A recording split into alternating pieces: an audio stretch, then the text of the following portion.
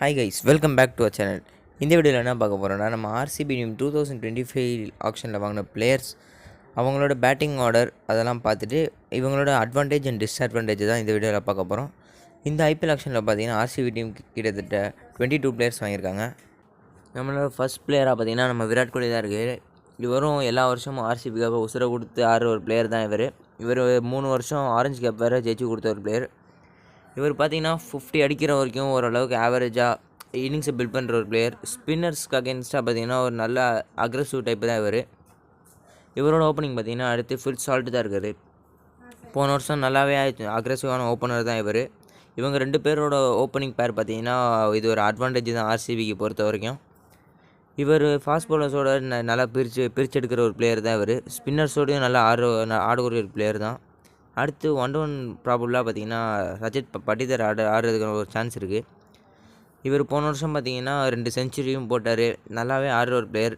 ஸ்பின்னர்ஸ்க்கு அகேன்ஸ்டாக நல்ல aggressive type ஆடுறவர் தான் இவர் 1-1 ஆப்ஷனில் பார்த்தீங்கன்னா ஒரு நல்ல அட்வான்டேஜான ஒரு பிளேயர் தான் அடுத்து பார்த்தீங்கன்னா இங்கிலாந்து சேர்ந்த பிளேயர் ஜேக்கப் பெட்டல் தான் இருக்கார். இவர் 2 ரன் ஸ்பாட்டில் நல்ல ஒரு அக்ரெசிவான பிளேயர்.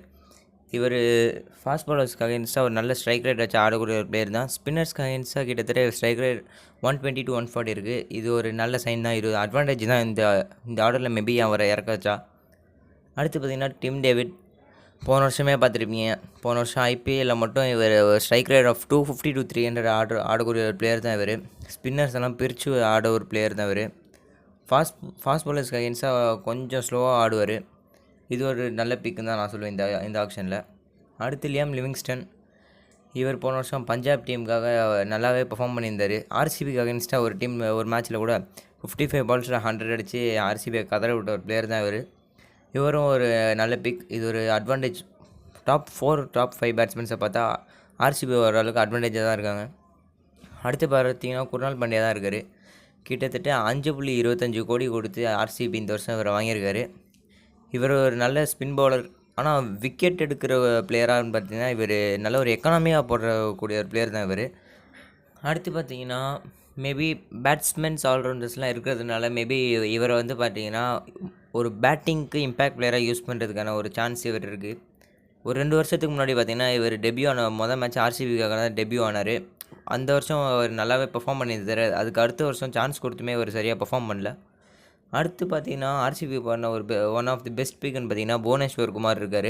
இவர் நியூ பாலில் செமையாக போடக்கூடிய ஒரு பவுலர். ப்ளஸ் பவர் பிளேயில் விக்கெட் எடுக்கிற ஒரு எபிலிட்டியும் இவர்கிட்ட இருக்குது. இது ஒரு நல்ல பிக்கு தான். கிட்டத்தட்ட 11 crores கொடுத்து தான் இவரை வாங்கியிருக்காங்க. அடுத்து பார்த்தீங்கன்னா ஜோஸ் ஹேசல்வுட் தான் இருக்கார். இப்போ ரீசெண்டாக இந்தியாவுக்கும் ஆஸ்திரேலியாவுக்கும் நடந்த பார்டர் கவாஸ்கர் ட்ராஃபியில் இந்தியன் பேட்ஸ்மேனாக நொறுக்கிட்டு இருக்க ஒரு பவுலர் தான் இவரும் பவர் பிளேயில் நல்லா விக்கெட் எடுக்கக்கூடிய பிளேயர் தான் இவர் 2 ஓவர், புவனேஸ்வர் குமார் ஒரு 2 ஓவர். பவர் பிளேலேயே ஒரு நல்ல அட்வான்டேஜ் கூடிய ஒரு பவுலிங் ஆப்ஷனாக பார்த்தீங்கன்னா ஆர்சிபி தெரியுறாங்க. அடுத்து பார்த்தீங்கன்னா லிங்கன் இடி. இவரும் நியூ பாலில் போடக்கூடிய ஒரு நல்ல பவுலர் தான் இப்போ ரீசெண்டாக ஆஸ்திரேலியா டூர் ஆஃப் ஆப்கானிஸ்தான் மேட்ச்லேயும் ரீசெண்டாக கூட ஒரு 4 விக்கெட் ஹால்லாம் வேறு எடுத்திருந்தார். இதுவும் ஆர்சிபி பண்ண ஒரு நல்ல பிக்கு தான். இவர் டெப்த் நல்ல எக்கனாமியாக போடக்கூடிய ஒரு பவுலர் தான் அடுத்து பார்த்தீங்கன்னா நம்மளோட யாஷ் தயால் தான் இருக்கார். போன வருஷமே இவர் ஆர்சிபிக்காக நல்லா பர்ஃபார்ம் பண்ண ஒரு பிளேயர் தான் போன வருஷம் இவரோட கீ சீசன் கூட நான் சொல்லுவேன். இவர் ஆர்சிபி பார்த்தீங்கன்னா கிட்டத்தட்ட 4 கோடி கொடுத்து அன்கேப்டு பிளேயரில் ரீட்டைன் பண்ணி வச்சுக்கிட்டாங்க. அடுத்து பார்த்தீங்கன்னா நம்மளோட ஸ்வப்னில் சிங். போன வருஷம் இவர் ஆர்சிபி டீம் பார்த்திங்கன்னா பவுலிங் இம்பேக்ட் பிளேயரை தான் இவர் போன வருஷம் வச்சுருந்தாங்க.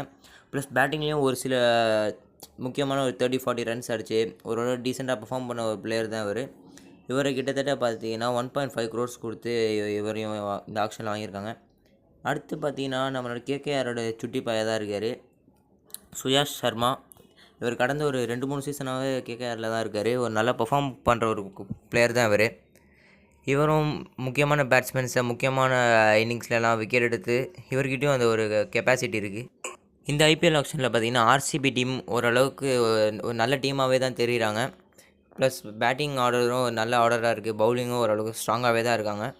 அதே மாதிரி 2025 ஆர்சிபி டீமுக்கான கேப்டனாக பார்த்தீங்கன்னா யார் இருக்கானே தெரியாமல் இருக்கும்போது விராட் கோலி ஒரு பேட்டியில் சொல்லியிருப்பார், அடுத்த வருஷம் அப்படி டீமை லீட் பண்ணுறதுக்கு ஒரு ஆள் யாருமே இல்லைனா நானே கேப்டன் பண்ணிக்கிறேன் அப்படின்னு தான் இவர் ஒரு பேட்டியில் கூட ரீசெண்டாக சொல்லியிருப்பார். அது இன்டர்நெட்டில் கூட நிறையா வைரல் ஆச்சு. அதே மாதிரி வேறு ஏதாச்சும் டீம் பற்றின ஃபுல் டீட்டெயில்ஸ் வேணும்னா மறக்காமல் கமெண்ட் பண்ணுங்கள். So thank you guys.